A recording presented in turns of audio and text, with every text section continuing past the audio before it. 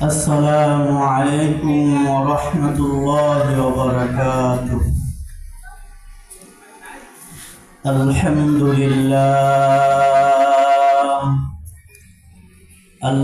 لله الذي جعل الشمس والقمر بحسبان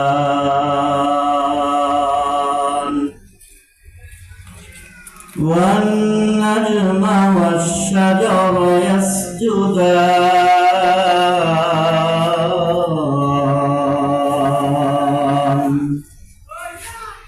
وفضل زمانا على زمان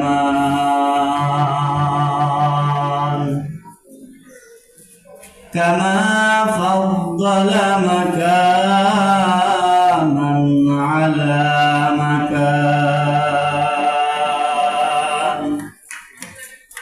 وإنسانا على إنسان ونشهد أن لا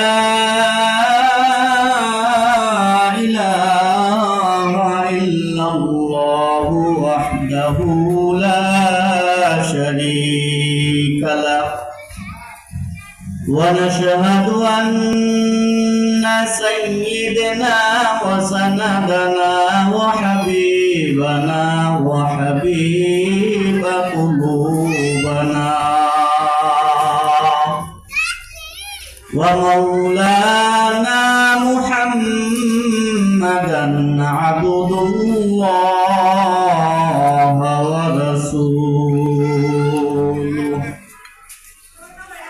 أما بعد فقد قال الله سبحانه وتعالى في كلامه المجيد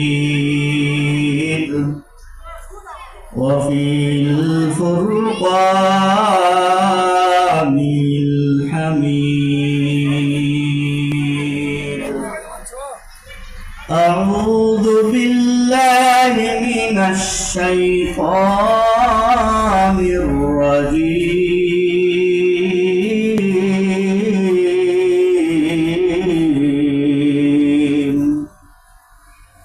بسم الله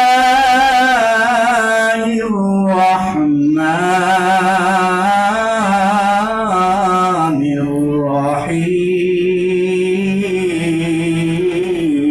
الرحيم. وقضى ربك ألا تعبدوا إلا إياه وبالوالدين إحسانا.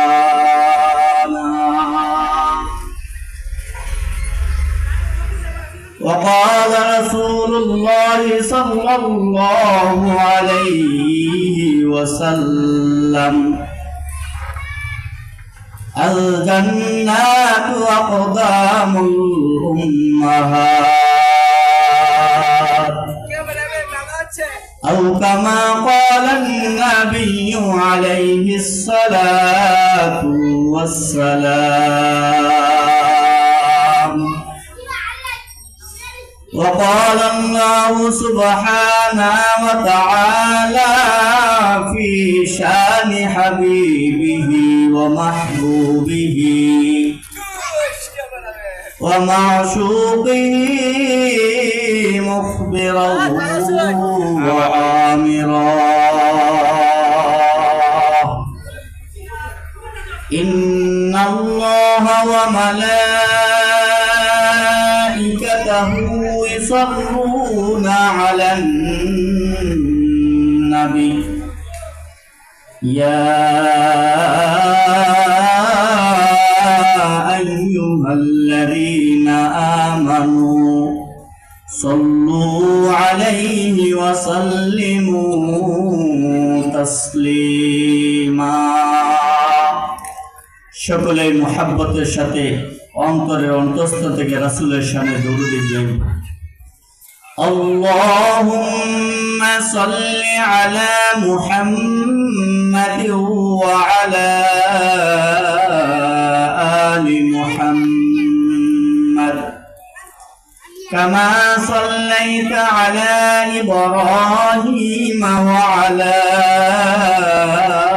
آل إبراهيم إنك حميد مجيد. اللهم بارك على محمد وعلى آل محمد كما باركت على إبراهيم وعلى آل إبراهيم إنك حميد مجيد. بلغ العلا بكماله كشف الدجى بجماله حسنت جميع خصاله صلوا عليه وآله. محمد مصطفى يا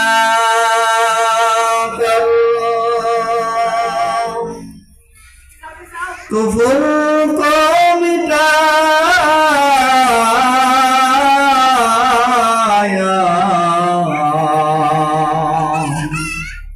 কুফর কো মিটাকর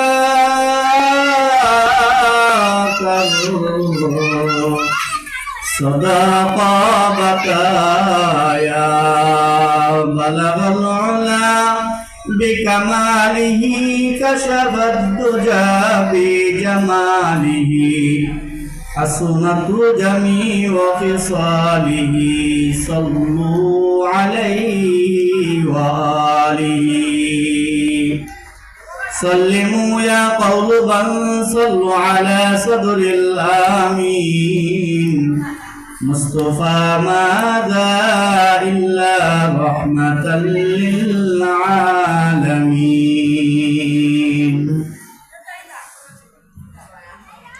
الحمد لله. আকবরিয়া জামিয়া মসজিদ বারেলার পার সদর ময়মনসিংহ যুব সমাজের উদ্যোগে নবম বার্ষিকী ইসলামী মহাসম্মেলন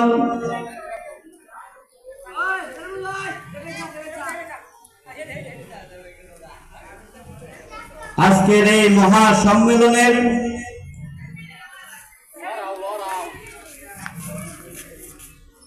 অনেক উলামায়ে কেরাম উপস্থিত থাকবেন।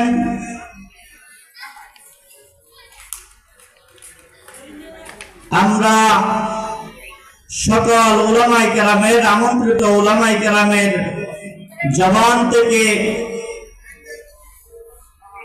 মূল্যবান নসিহত শুনবো ইনশাআল্লাহ। আজকে ওনাদের ওসিলায় আমাকে কিছু কথা বলার জন্য যে সুযোগ করে দিয়েছেন সেজন্য আজকে মাহফিলের কমিটির প্রতি কৃতজ্ঞতা জ্ঞাপন করছি। আল্লাহ সুবহানাহু ওয়া তাআলা যেন আমাদের এই আজকের এই প্রোগ্রামকে এই ইসলামী জলসাটাকে যেন কবুল করে নেন। এই মাহফিলের উসিলায় যেন আল্লাহ রাব্বুল আলামিন অত্র এলাকায় যেন কুরআন ও হাদিসের আলো যেন আলোকিত করে দেন। আমরা সকলে বলি আমিন। সম্মানিত এলাকাবাসী, আমরা সকলে আল্লাহ সুবহানাহু ওয়া তাআলার দরবারে শুকর আদায় করি যে আল্লাহ সুবহানাহু ওয়া তাআলা আমাদেরকে একটি দ্বীনি মাজমা তথা উলামায়ে কেরামের মজমা, কুরআন ও হাদিসের মজমার ব্যবস্থা করেছেন, সেটা এই অত্র এলাকার জন্য মহান রবের নিকট অত্যন্ত বড় একটা নিয়ামতের বিষয়।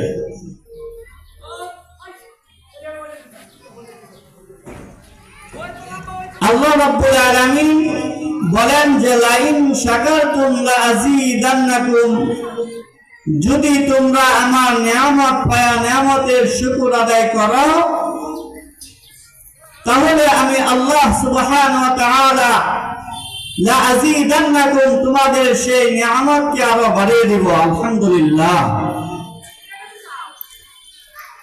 ওয়ালাইন কাফারতুম ইন্না আযাবি লাশাদীদ, এর বিপরীত আল্লাহ তাআলা বলেন আমার নিয়ামত পাওয়ার পরেও যারা আমার নিয়ামতের শুকর আদায় করে না, অকৃতজ্ঞ হয়, ইন্না আযাবি লাশাদীদ, তাহলে জেনে রাখো নিশ্চয় আমার আযাব অত্যন্ত কঠিন। আল্লাহ রাব্বুল আলামিনের দরবারে আমরা শুকর আদায় করি আল্লাহ তাআলা যে আমাদেরকে একটি মাহফিলের ব্যবস্থা করেছেন, সেই জন্য আবার শুকর করি, কালিমাতুশ শুকর বলি আলহামদুলিল্লাহ। সম্মানিত এলাকাবাসী, আমি কালামুল্লাহ থেকে একখানা আয়াত তেলাওয়াত করেছি। রাসূল সাল্লাল্লাহু আলাইহি ওয়াসাল্লামের অসংখ্য হাদিস থেকে এক টুকরা হাদিসের অংশ তেলাওয়াত করেছি। আল্লাহ তাআলা যদি চায় এই হাদিস এবং আয়াতে কারিমার আলোকে কিছু কথা বলার জন্য চেষ্টা করব ইনশাআল্লাহ। আমি যে আয়াতে কারিমা তেলাওয়াত করেছি, এই আয়াতে কারিমার মধ্যে আল্লাহ রাব্বুল আলামিন বলেন وَقَضَى رَبُّكَ أَلَّا تَعْبُدُوا إِلَّا إِيَّاهُ وَبِالْوَالِدَيْنِ إِحْسَانًا।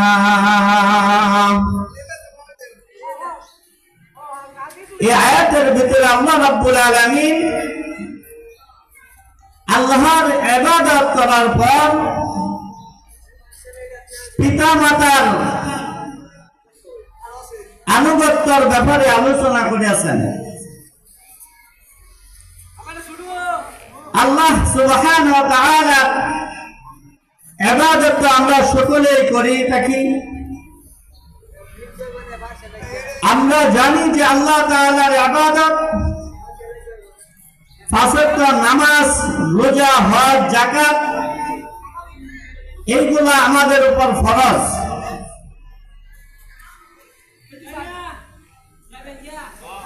এক ওয়াক্ত নামাজ যদি কোনো ব্যক্তি কাজা করে, সে 2,88,00,000 বছর জাহান্নামের আগুনে ভুগতে হবে। আমরা এই হাদিস সকলেই জানি।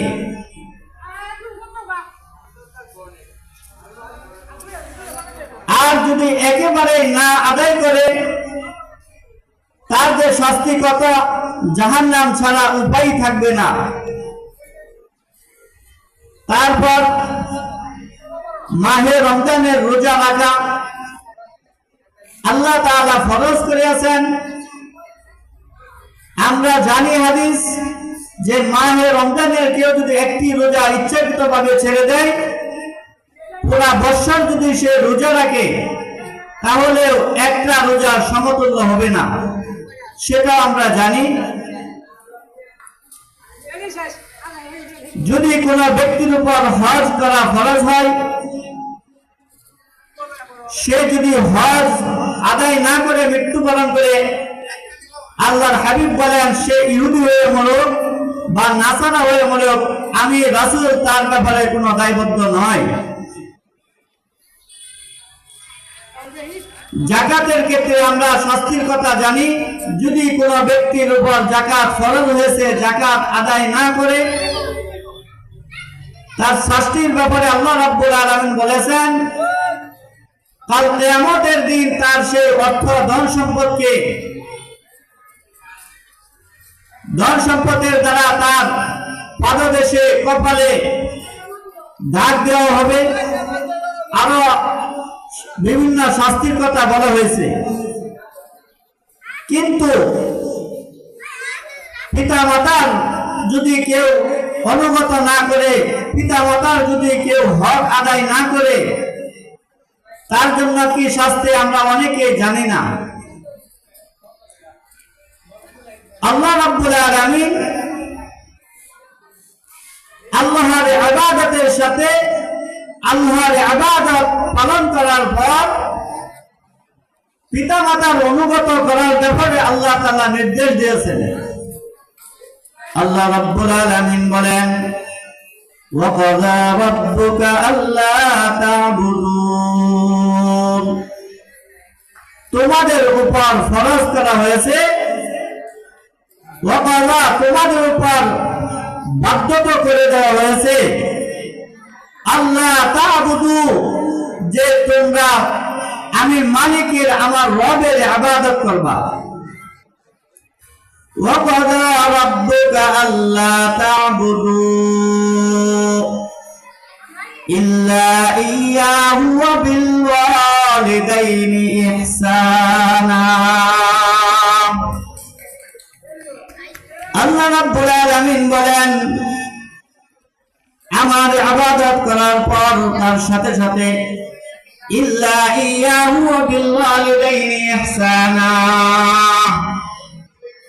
তোমরা তোমাদের পিতা মাতার অনুগত করবে, তাদের উপর ইহসান করবে, দয়া করবে, তাদের খেদমত করবে। ইম্মা ইয়াবলুগান্না ইনদাকাল কিবারা আহাদুহুমা আও কিলাহুমা। আল্লাহ রাব্বুল আলামিন বলেন, পিতা মাতার খেদমত কখন প্রয়োজন হয়?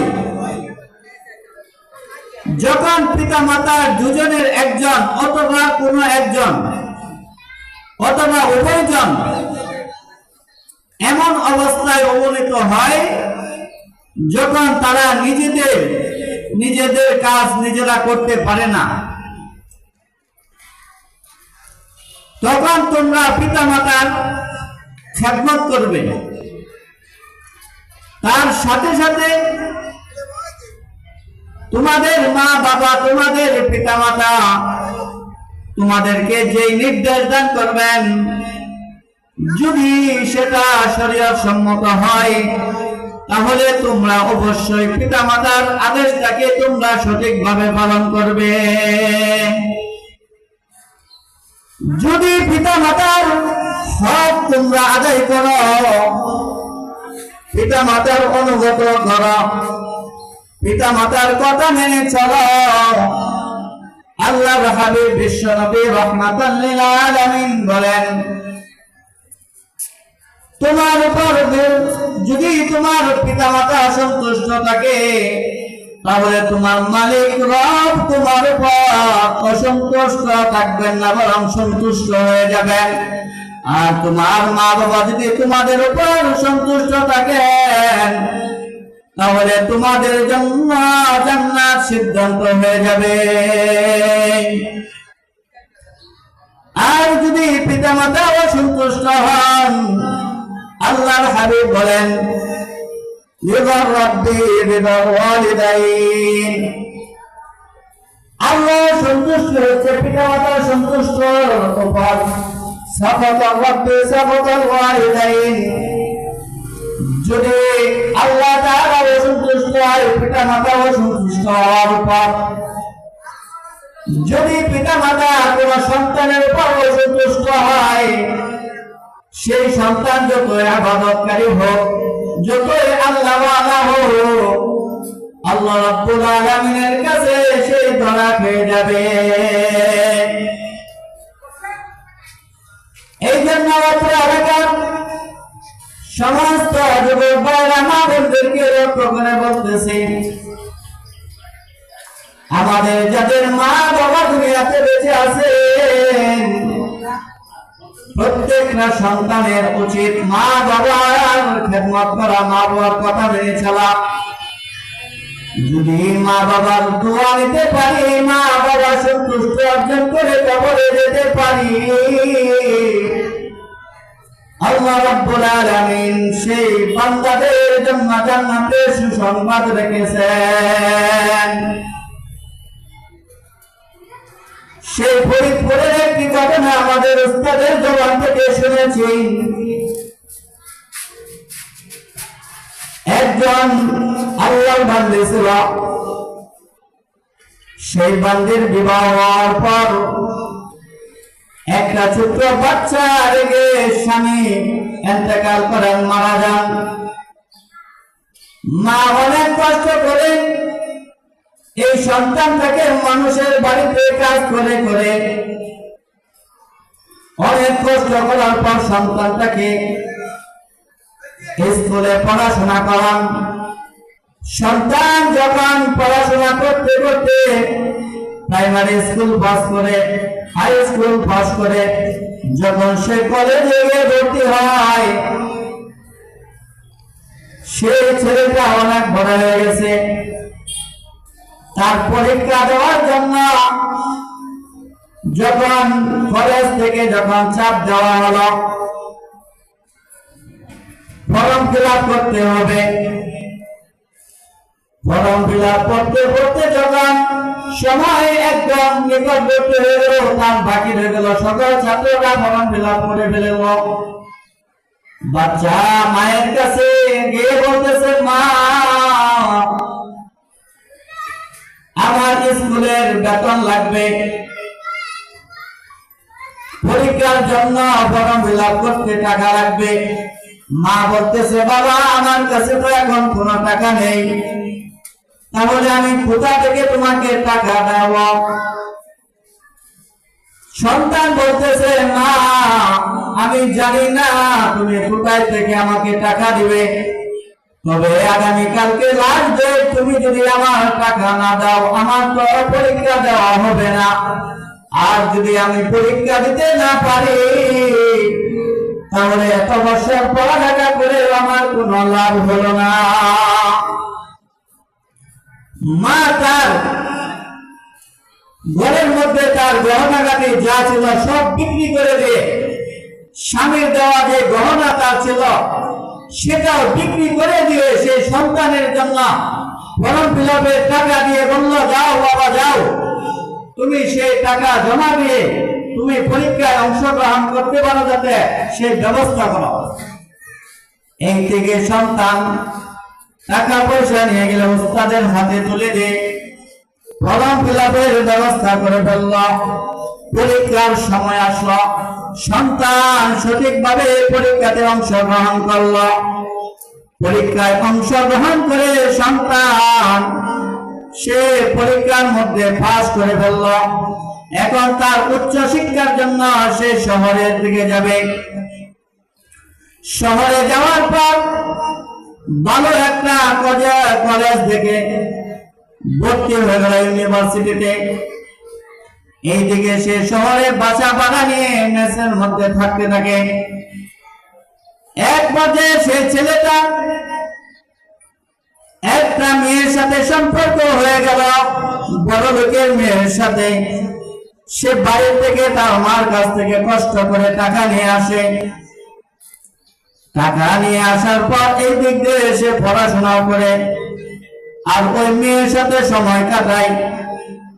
একদিন দুই দিন এরকম কাটাতে কাটাতে সেই ছেলেটা বড় লোকের মেয়ের প্রেমে পড়ে গেল।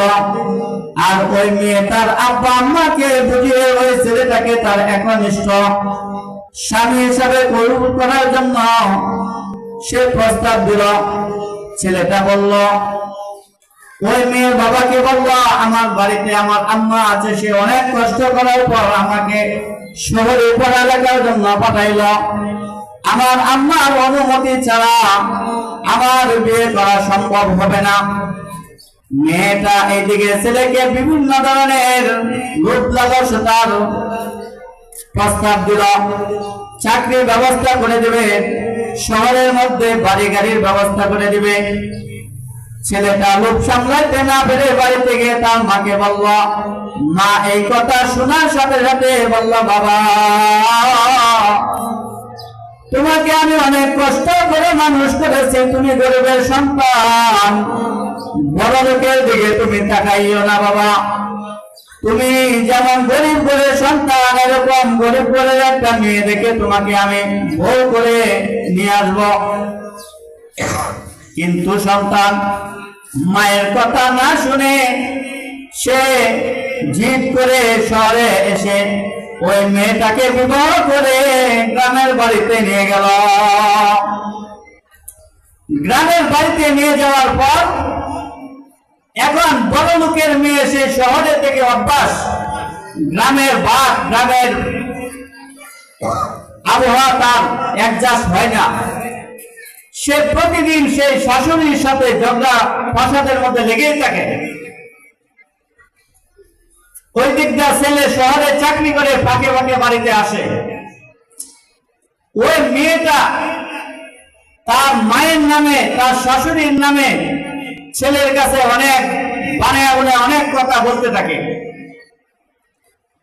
বলার পর ছেলেটা একদিন রাগান্বিত হয়ে তার মাকে অনেক গালাগালি করল।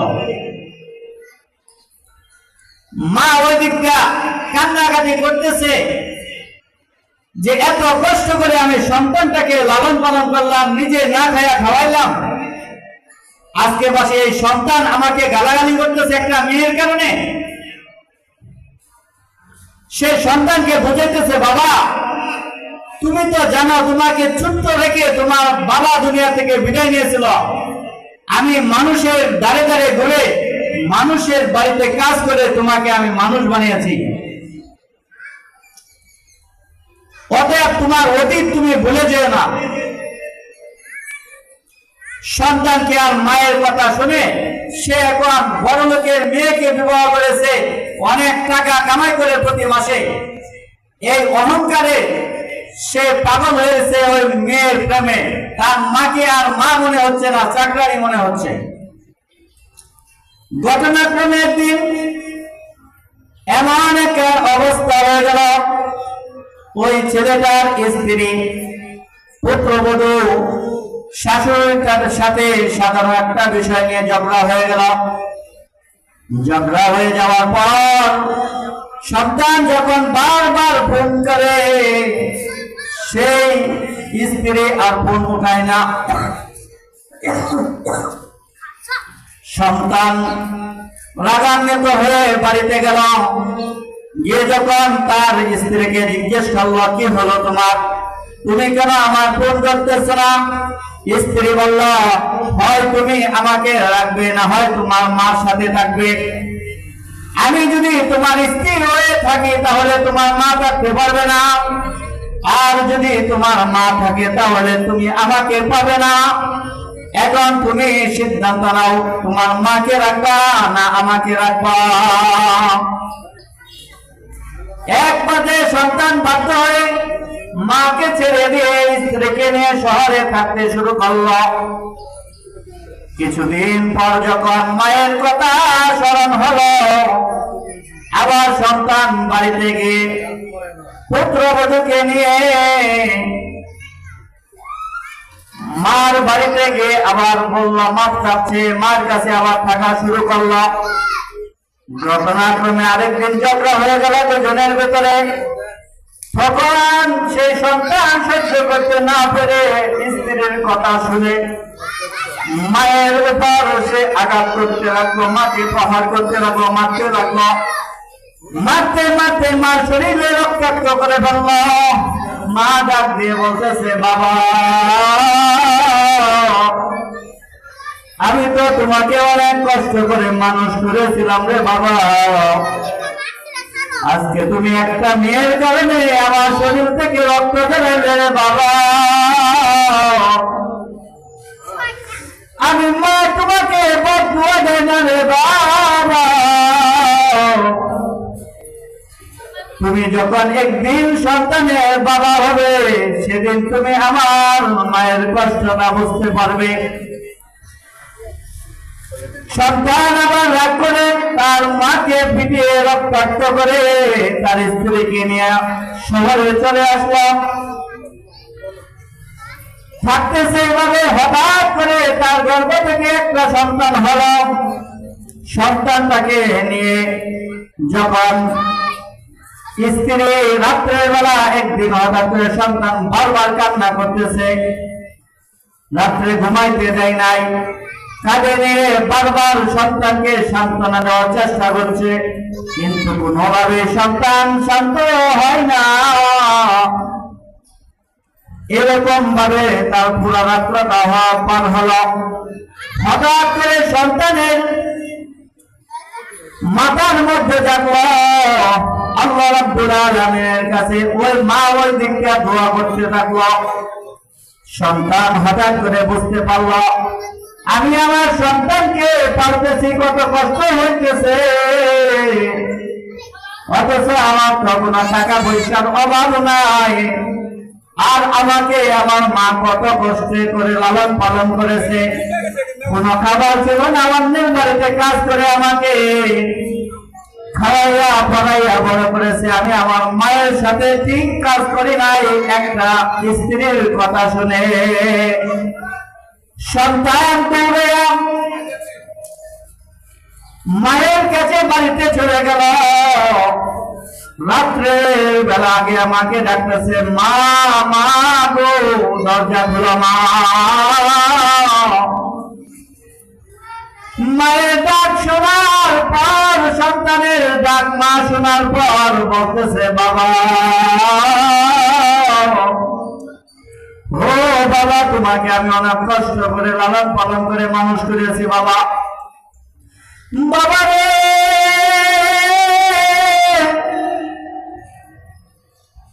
তুমি যে একদিন আমাকে আঘাত করেছো রে বাবা,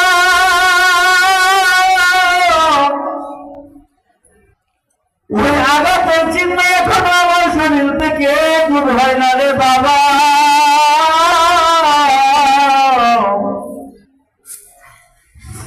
আজকে যদি আবার তুমি আমাকে মারো রে বাবা, আমি মনে হয় আর বাঁচবো না রে বাবা। এই কথা শোনার পর সন্তান চিৎকার করে কান্না করতে লাগলো, রে মা, মা বলে গো মা, মা আমি তোমাকে আজকে মারার জন্য আসি না রে মা,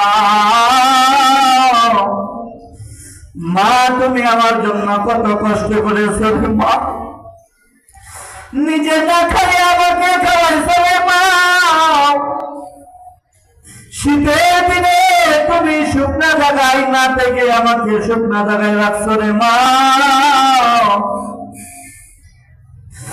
তুমি এক রাত ধরে পুরো রাত্র পার করে দিয়েছো রে মা, যাতে আমি সন্তানের কষ্ট না হয় রে মা।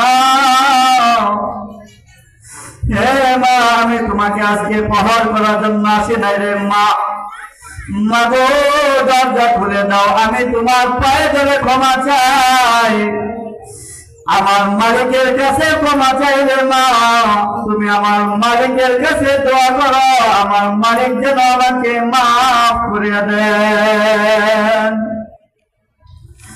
অত্র এলাকার মা বোনদেরকে লক্ষ্য করে বলবো, হে মা হে বোন,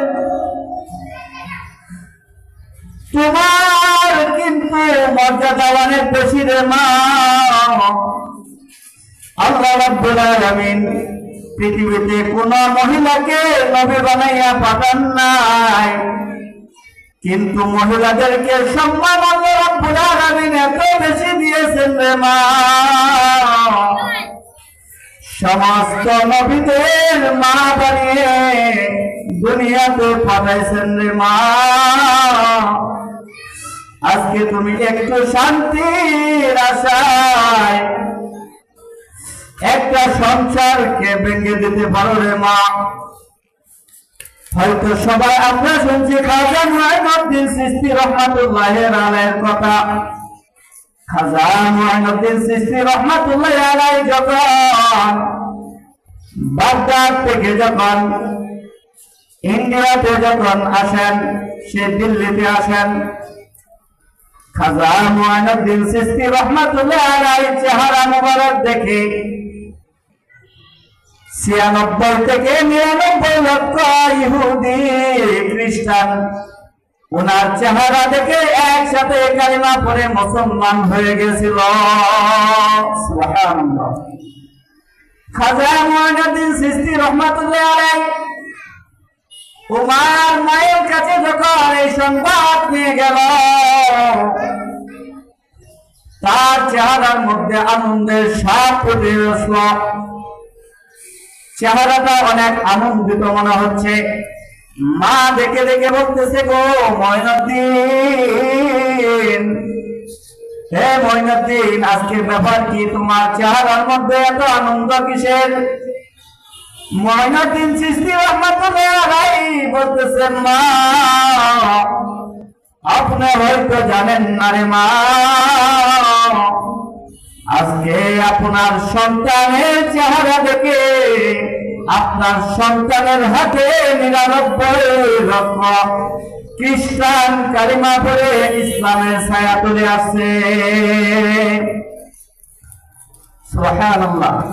মা ডাক দিয়ে বলতেছেন, হে মুঈনুদ্দিন, তুমি হয়তো জানো না আজকে তোমার এত বড় ফজিলত, এত বড় কেরামতি, এত বড় সৌভাগ্যের বিষয় হয়েছে আমার মায়ের কারণে।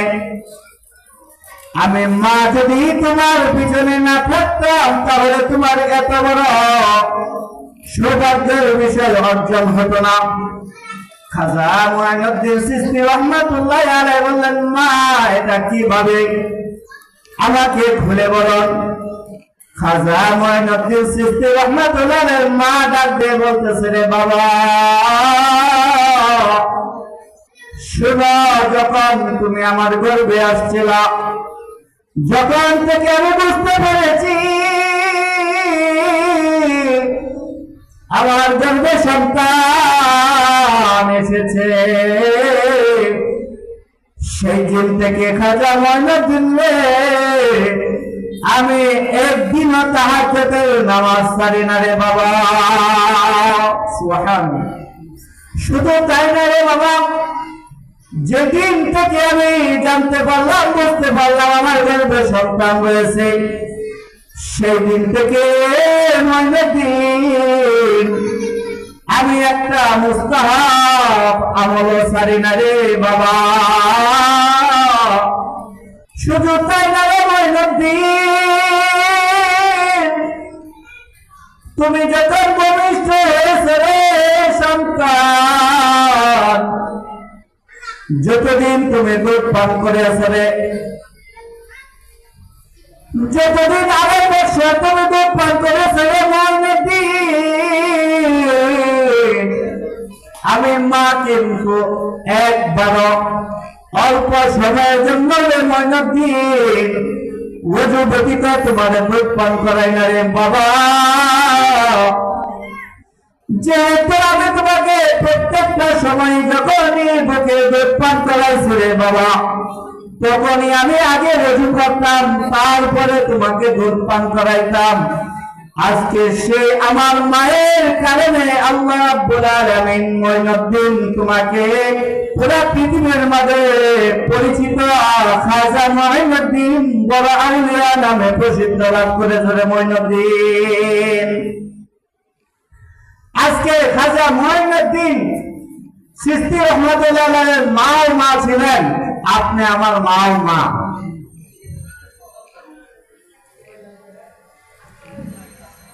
যাদের যে সমস্ত মা বোনেরা দ্বীনের পথে চলবে, ইসলামের পথে চলবে, সন্তানের যেরকম হক আদায় করবে, সন্তান যখন বড় হবে সেই সন্তানও কিন্তু মা বাবা সেই হক আদায় করবে, এটাই বাস্তব।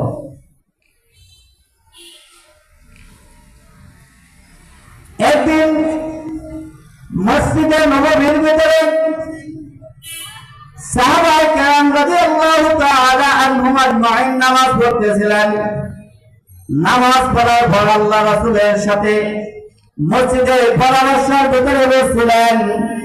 হঠাৎ করে ফুপায়া ফুপায়া কান্নার একটা আওয়াজ শুনতে পেল। মেয়ে লোকের কান্নার আওয়াজ। সাহাবায়ে কেরাম রাদিয়াল্লাহু তাআলা আনহুম আজমাইন আল্লাহর হাবিব বিশ্ব নবী রাহমাতুল লিল আলামিনকে বললেন, হুজুর, ভিতর থেকে কেন জানি মেয়ে লোকের কান্নার আওয়াজ আসতেছে। আল্লাহর হাবিব বিশ্ব নবী রাহমাতুল লিল আলামিন বলছেন, হে আমার সাহাবায়ে কেরাম, যে কান্নার আওয়াজটা আসতেছে সেই কান্নার আওয়াজটা সাধারণ কোন মেয়ে লোকের নয়। এমন একটা মেয়ের কান্নার আওয়াজ যে মেয়েটার বাবাও নাই, মাও নাই, আত্মীয় স্বজন বলতে তার কেউ নাই। আজকে সেই মেয়েটা বড় হয়েছে, আমার কাছে লালন পালন করে বড় হয়েছে, তার বাবা যুদ্ধে গিয়ে শহীদ হয়েছে। হে সাহাবায়ে কেরাম, তোমরা যেহেতু বলেছ তাহলে শুনে রাখো, কে আছে এই মেয়েটার উপযুক্ত বয়স হয়েছে বিবাহের জন্য? কে আছে এই মেয়েটাকে বিবাহ করার জন্য? সাহাবায়ে কেরাম রাদিয়াল্লাহু তাআলা আনহুম আজমাইন বললেন যে আমি রাজি আছি, আমি রাজি আছি। অনেকে বলল বিয়ে করার জন্য রাজি। আল্লাহর রাসূল যখন মেয়েটার কাছে প্রস্তাব দিল যে তোমার উপযুক্ত সময় হয়েছে বিবাহের, তোমাকে অনেক সাহাবায়ে কেরাম বিবাহ করতে প্রস্তুত, তুমি কি বলো? মেয়েটা ভিতর থেকে আওয়াজ করে বলতেছে, হুজুর, যেহেতু আমার উপযুক্ত বয়স হয়েছে, আল্লাহ যেহেতু নারী হিসাবে পাঠাইছেন, বিবাহ তো করা লাগবেই। তবে বিবাহ করতে হলে আমার কিছু শর্ত আছে। বলছে, কি শর্ত মা বলা? ওই মেয়েটা বলল, আমার 3টা শর্ত যেই যুবকের কাছে পাওয়া যাবে ওই যুবকের কাছে আমার বিবাহের প্রস্তাবে আমি রাজি থাকব। যে 3টা শর্তে রাজি থাকবে না তার কাছে আমার বিবাহে আমিও রাজি থাকবো না। 3টা প্রস্তাব কি? নাম্বার 1 প্রস্তাব হলো, ওই যুবককে আমি বিবাহ করব যে যুবক পুরা রাত্র নফল ইবাদত করবে। 2 নম্বর শর্ত হলো, ওই যুবককে আমি বিবাহ করব যে যুবক দিনের বেলা পুরা বৎসর সারা বৎসর রোজা রাখবে। নিষিদ্ধ যে আল্লাহ যে রোজাগুলো রাখতে নিষেধ করেন ওই সময় ব্যতীত বাকি সময় পুরা বৎসর রোজা রাখবে। 3 নম্বর শর্ত হলো, ওই যুবককে আমি বিবাহ করতে রাজি যে যুবক পুরা দিন প্রতিদিন এক কোরআন খতম করবে, এক কোরআন শরীফ এক খতম প্রতিদিন যে যুবক দিতে পারবে সেই যুবকের প্রস্তাবে আমি রাজি আছি। দেখেন ওই মেয়েটা কেমন ছিল, আল্লাহওয়ালা। এক হলো তার বাবা নাই, মা নাই, কোনদিন একটা মুহূর্ত কোন ধন সম্পদ নাই। আরেক হলো বিবাহের সময় হয়েছে, কোন পাত্র রাজি না তাকে বিবাহ করতে। তারপরে সে 3টা প্রস্তাব করল। যেই যুবকের ভিতরে 3টা শর্ত পাওয়া যাবে ওই যুবককে বিয়ে করতে সে রাজি আছে। 3টা শর্ত কি? নাম্বার 1, যেই যুবক পুরা বৎসর, শুধু 1 দিন 2 দিন 1 মাস 2 মাস নয়, পুরা বৎসর যে ছেলে পুরা রাত্র যে নফল ইবাদত করবে সেই যুবক। সাধারণ শর্ত এটা। 2 নম্বর শর্ত হলো, এই যুবক যে যুবক পুরা বৎসর রোজা রাখবে। 3 নম্বর শর্ত হলো, ওই যুবক যে যুবক প্রতিদিন এক খতম করে কোরআন শরীফ খতম করবে। এই 3টা শর্ত পাওয়ার পর 44 মিনিট ধরে কত সব অনেক সাহাবায়ে কেরাম চুপ হয়ে গেল, মাথা নিচে দিকে দিয়ে গেল।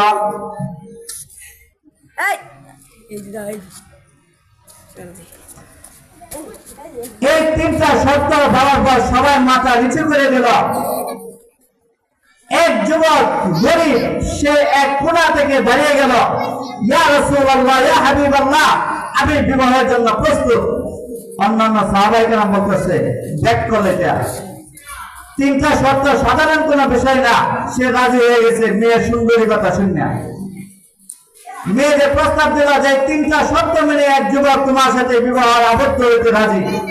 মেয়ে বলছে ইয়া রাসূলুল্লাহ যদি রাজি হয় তাহলে আপনি বিবাহ করে ফেলেন। বিবাহ করে দিল আল্লাহ রাসূল। তারা দুজন স্বামী স্ত্রী বাড়িতে চলে গেল। গিয়ে ছেলেটা মসজিদের নববীতে নামাজ পড়ে বাসে গেল। ওই দিক দিয়ে মেয়েটা নামাজ পড়ে পুরো রাত্র তাদের প্রথম রাত্র বাসর রাত্র তাদের হয়ে গেল। ফজরের সময় হলো, ছেলেটা পবিত্রতা অর্জন করে মসজিদে চলে গেল। আয়েশাই বলতেছে আমাকে খাবার দাও, খাবার গেল, পুরো রাত্র শেষ। মেয়ে বলতেছে আমি তো শর্ত 3টা করে বিয়ে করছিলাম, একটা হচ্ছে পুরো রাত্র নফল ইবাদত করবো, আরেকটা হলো সে দিনের বেলা রোজা রাখবো, আরেক খতম করে কোরআন শরীফ পড়বো। কই আজকে তো কিছুই করলো না। এরকম করে যখন প্রথম দিন গেল, মেয়েটা বলতে ঠিক আছে আজকে যেহেতু প্রথম রাত্র গেছে বাসর রাত্র আজকে জামাত করে দিলাম। দ্বিতীয় রাত্র গেল, তৃতীয় রাত্র গেল, চতুর্থ দিন ওই মেয়েটা আল্লাহ রাসূলের দরবারে গিয়ে উপস্থিত। ইয়া রাসূলুল্লাহ, ইয়া হাবিবাল্লাহ, যে 3টা শর্তের মাধ্যমে ওই যুবকের সাথে আমাকে বিবাহ করেছিলেন, এই 3টা শর্তের একটা শর্ত আমার স্বামী মানে নাই। আল্লাহ রাসূল সাহাবায়ে ফাটাও যাও, আজানের সময় হয়ে গেছে। যে কথাগুলা বলছি মা বাবার খেদমত সম্পর্কে, মহিলাদের কি করণীয় বর্জনীয়, আল্লাহ তাআলা যেন আমাদের সকলকে আমল করার তৌফিক দান করেন। ওয়া আখিরু দাওয়ানা আলহামদুলিল্লাহি রাব্বিল আলামিন। আসসালামু আলাইকুম ওয়া রাহমাতুল্লাহি ওয়া বারাকাতুহু।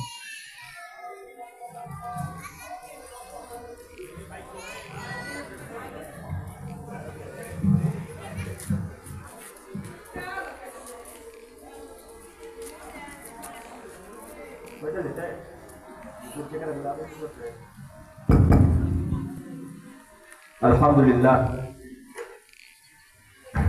অসংখ্য গণিত ধন্যবাদ হযরত হাফেজ মৌলানা আব্দুল আজিজ সাহেবকে। উনি অত্যন্ত সুললিত কণ্ঠে আমাদেরকে খুব গুরুত্বপূর্ণ দিনে আলোচনা আমাদেরকে শুনিয়েছেন। আমাদের অনেকের পিতামাতা আছে কিন্তু তাদেরকে আমরা গুরুত্ব দিই না। আমরা মনে করি নামাজ পড়লেই মনে হয় আমরা ক্ষমা পেয়ে যাব, রোজা রাখলেই মনে হয় আমরা জাহান্নাম থেকে বেঁচে যেতে পারবো। আমরা মনে করি আমরা যাকাত দিই, দান খয়রাত করি, আমরা যদি জান্নাতে না যাই কে যাবে? আমরা মনে করি আমরা পীর সাহেবের খানকায় যাই, পীর সাহেবের খেদমত করি, ওনার কথা শুনি মানি, মনে হয় আমরা নাজাত পেয়ে যাব। এভাবে আমরা অনেক কিছু ভাবি যে এত আমল করতেছি, এত বিশাল বিশাল আমলের ভান্ডার আমাদের কাছে জমা আছে, আমরা যদি মুক্তি না পাই কে পাবে? এরকম মনে করি। কিন্তু যাদের পিতামাতা আছে, যারা পিতামাতার সেবা করে না, তাদের প্রতি খেয়াল রাখে না, তাদের কথা শুনে না, মনে রাখবেন হুজুর এতক্ষণ এটার গুরুত্ব বুঝিয়েছেন যে অন্যান্য আবাদত যেভাবে আমরা গুরুত্ব সহকারে করি, ঠিক তদ্রুপ পিতা মাতার খেদমত করা এটাও আল্লাহ সুবহানাহু ওয়া তাআলা আমাদের উপর ফরজ করে দিয়েছে। আল্লাহ তাআলা নামাজকে ফরজ করেছেন, আমরা নামাজ আদায় করি বা নামাজে ফরজ সেটা মনে করি। রোজা ফরজ করেছেন, রোজা করি সেটাকে ফরজ মনে করি। যাকাত ফরজ করেছেন, সেই যাকাত আদায় করি সেটাকে ফরজ মনে করি। হজ ফরজ করেছেন, হজ পালন করি সেটাকে ফরজ মনে করি। আল্লাহ সুবহানাহু ওয়া তাআলা যে পিতামাতার খেদমত করা সেটাকে ফরজ করেছেন, এটা আমরা অনেকে মনেই করি। হুজুর এভাবে আমাদেরকে বুঝিয়েছে। তাহলে কিভাবে আমরা মুক্তি পাবো? যদি মুক্তি পেতে হয় তাহলে জান্নাত তো সেই মায়ের পদতলে আল্লাহ সুবহানাহু পদতলে রেখেছেন। এজন্য পিতা মাতার সেবা ছাড়া, খেদমত ছাড়া আমাদের বাঁচার কোনো উপায় নাই। আল্লাহ রাসূল সাল্লাল্লাহু আলাইহি ওয়াসাল্লাম এরকম ভাবে জিবরাইল আলাইহিস সালাম যে বদয়া করেছিলেন, সেই বদয়া সমর্থনে আমিন বলেছিলেন। সেই একটা বদয়া হচ্ছে যে ব্যক্তি তার বৃদ্ধ পিতা মাতা উভয়কে অথবা তাদের কাউকে জীবিত অবস্থায় পাইল, কিন্তু পাওয়া সত্ত্বেও তাদের খেদমত করে তাদেরকে সন্তুষ্ট করে সে জান্নাত অর্জন করতে পারলো না, ওই ব্যক্তি ধ্বংস। আল্লাহ রাসূল সাল্লাল্লাহু আলাইহি সাল্লাম আমিন বলে জিবরাইল আলাইহিস সালামের সেই বদওয়াকে সমর্থন করেছে। সুতরাং পিতা মাতা সেবা ছাড়া বাঁচার কোন উপায় নাই। হুজুর এই কথাই আমাদেরকে বুঝাইছিলেন। পিতা মাতার খেদমত অবশ্যই করতে হবে, তাদেরকে রাজি খুশি করতে হবে। আল্লাহর ইবাদতের পরে সবচেয়ে গুরুত্বপূর্ণ, সবচেয়ে গুরুত্ব আরোপ আল্লাহ সুবহানাহু ওয়া তাআলা যেটার প্রতি করেছেন সেটা হচ্ছে পিতা মাতার খেদমত। বৃদ্ধ পিতা মাতাকে বাড়িতে রেখে জিহাদের মতো গুরুত্বপূর্ণ ফরজ যখন ইসলামের ক্রান্তিকাল ছিল, যখন কাফের মুশরিক বেঈমানরা ইসলামকে পৃথিবীর বুক থেকে উদ্ধার করে দেওয়ার জন্য আল্লাহ রাসূল সাল্লাল্লাহু আলাইহি ওয়াসাল্লাম যে মিশন নিয়ে আসছিলেন, সেই মিশনকে চিরতরে বন্ধ করে দেওয়ার জন্য যারা ষড়যন্ত্র করছিল, তাদের বিরুদ্ধে যে জিহাদ ফরজ ছিল, পিতা মাতা বৃদ্ধ পিতা মাতাকে রেখে আল্লাহ রাসূল সাল্লাল্লাহু আলাইহি সাল্লাম সেই জিহাদের তো অনুমতি দেন নাই। আল্লাহ রাসূল সাল্লাল্লাহু আলাইহি সাল্লাম বলছেন, তোমার পিতা মাতা জীবিত আছে? হ্যাঁ আছে, যাও ফাফিহিমা ফাজাহিদ, যাও পিতা মাতা সেবা করো। পিতা মাতা সেবার মাঝে জিহাদ। তোমার জিহাদ আজকে সেই কাফেরদের মোকাবেলায় নয়, তোমার জিহাদ আজকে তলোয়ার নিয়ে সেই যুদ্ধের ময়দানে সরাসরি কাফেরদের বিরুদ্ধে নয়। তুমি যাও তোমার পিতা মাতার সেবা করো, সেটাই তোমার জিহাদ। তাহলে কত গুরুত্ব দিয়েছে ইসলামে পিতা মাতার সেবাকে। আল্লাহ রাসূল সাল্লাল্লাহু আলাইহি ওয়াসাল্লামের সাহাবী হওয়ার জন্য ওয়াইস করে আবেদন করেছে, কিন্তু তাকে তার বৃদ্ধ মাতাকে রেখে ওনাকে আসার অনুমতি আল্লাহ রাসূল সাল্লাল্লাহু আলাইহি ওয়াসাল্লাম দেন নাই, যার কারণে তিনি আল্লাহ রাসূল সাল্লাল্লাহু আলাইহি ওয়াসাল্লামের সাহাবী হওয়া থেকে তিনি মাহরুম হয়েছেন। এরপরে ওনার দাম কত বেশি, উমরে ফারুক রাদিয়াল্লাহু আনহু লোকের মতো যিনি জান্নাতে সুসংবাদ দুনিয়াতে পেয়েছেন, ওনার মতো লোককে সেই ওয়াইস করে রাহমাতুল্লাহ আলাইহির কাছে দোয়া চাইতে বলা হয়েছে। তাহলে পিতা মাতার সেবা কত গুরুত্বপূর্ণ। এজন্য পিতা মাতা যারা আছে অবহেলা করবেন না, জীবন দিয়ে সবকিছু দিয়ে নিজের ছেলে মেয়ে নিজের স্ত্রী চাইতে পিতা মাতাকে প্রাধান্য দিবেন, তাদেরকে ভালোবাসবেন, তাদের মহাব্বত তাদেরকে সন্তুষ্ট করার মাঝে আল্লাহ সুবহানাহু ওয়া তাআলাকে সন্তুষ্ট করার কথাই হুজুর বোঝাতে চাচ্ছিলেন। যাই হোক, সময় সংক্ষিপ্ততার কারণে হুজুর ওনার আলোচনা শেষ পর্যন্ত পৌঁছতে পারেন নাই। হুজুরের প্রতিটা কথা অনুযায়ী আল্লাহ সুবহানাহু ওয়া তাআলা আমাদের জীবনে তা বাস্তবায়ন করার মতো, আমল করার মতো তৌফিক দান করুন। সম্মানিত উপস্থিতি, মাগরিবের পর থেকে আমাদের দাওয়াতি মেহমানগণ একের পর এক আসতে থাকবেন। ইতিমধ্যে অনেকেই আমাদের মাঝে তাসরিফ আনয়ন করেছেন। এই জন্য উলামায়ে কেরামের মুখ থেকে এরকম গুরুত্বপূর্ণ আলোচনা যদি আমরা শুনতে চাই, আমাদের জীবনকে পরিবর্তন করতে চাই, তাহলে দোকান পাটে থাকলে আপনি সেটা পাবেন না, বাড়ি করে থাকলে পাবেন না। এখানে আসতে হবে, এই মজলিসে বসতে হবে।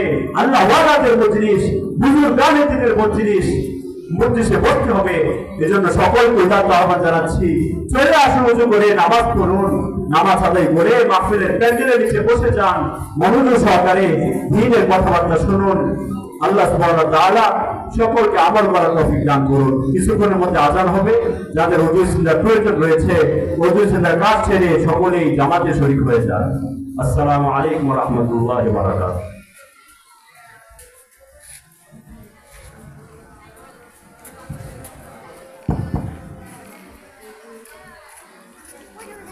আল্লাহু আকবার, আল্লাহু আকবার, আল্লাহু আকবার,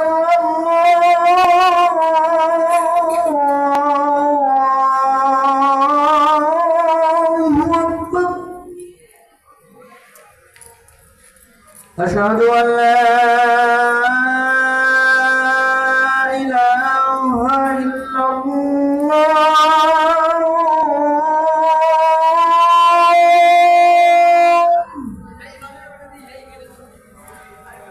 أشهد أن لا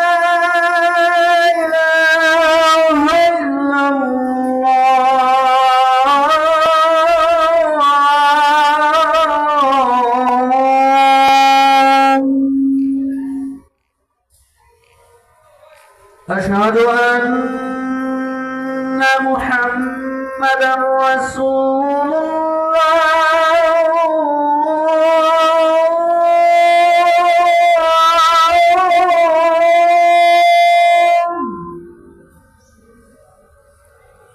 أشهد أن محمدا رسول الله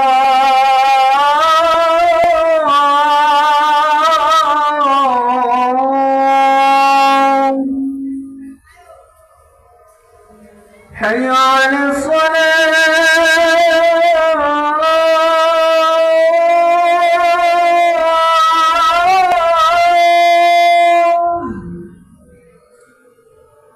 حان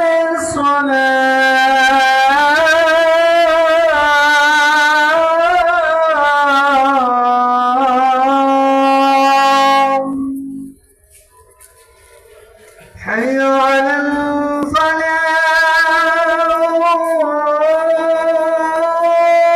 الفلاح حي على الفلاح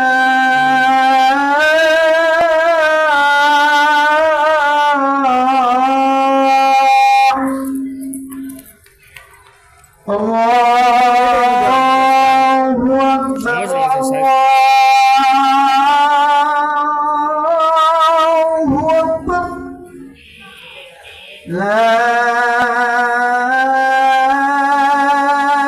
إله إلا الله